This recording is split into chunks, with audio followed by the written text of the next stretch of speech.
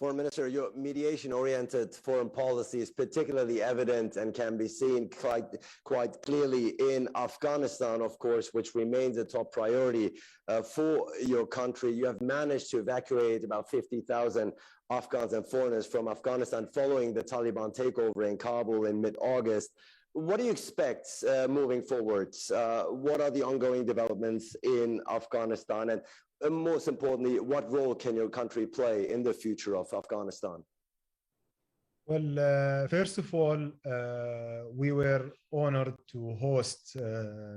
either the dialogue between the US and Taliban, and that put an end for the war over there, and also the inter-Afghan dialogue in the past few years. And unfortunately, with the situation after Taliban entering Kabul and what we have seen as a collapse of the previous government without a clear path for the way forward between or an agreement between them and the Taliban has led us to this chaos which Afghanistan went through in the past few months.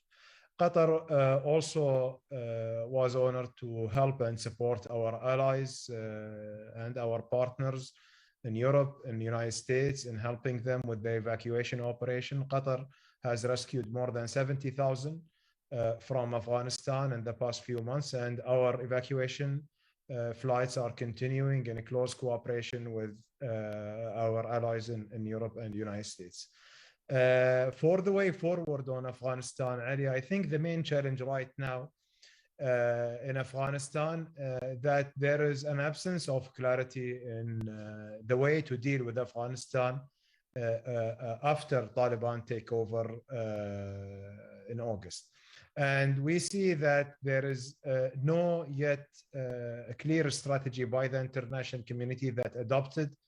by the Security Council or by the United Nations that will be the way to deal with the current situation in Afghanistan, whether from a humanitarian perspective or from economic or political and security perspective. So what we are trying to do is engaging with all the stakeholders, with all the countries, with Taliban, with the neighboring countries, with the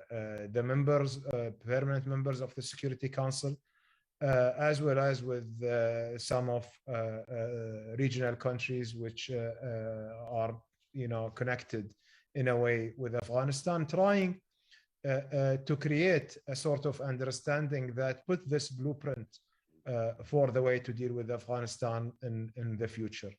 I think that all of us, we need to agree, first of all, that humanitarian assistance and humanitarian support for the Afghan people should not be politicized, nor to be linked to any political progress, because it also will be unfair to punish the Afghan people because of Taliban takeover. Second, I think that also the political and the security situation over there is a growing concern by the neighboring countries, also by other countries in the region, of the growing threat from ISIS-K or any terrorist organization to find this fertile ground over there after what happened in August. And I think that this going along with the economic sanctions and the freezing of the accounts and the current de facto government right now in Kabul are not able to pay their own people and to support their own people. This will lead to an economic crisis, which might also be a fuel for those terrorist organizations to recruit more or to use Afghanistan as a launching pad for their attacks. So that's why we are trying to urge all our partners in the international community to address this matter in a way that not waiting for the consequences of the fall of Kabul to reach us, but try to deal and to address the cause while it's there in Afghanistan, and helping the Afghan people to remain in their countries, creating for them the better condition over there to be able to live and to prosper in their own country.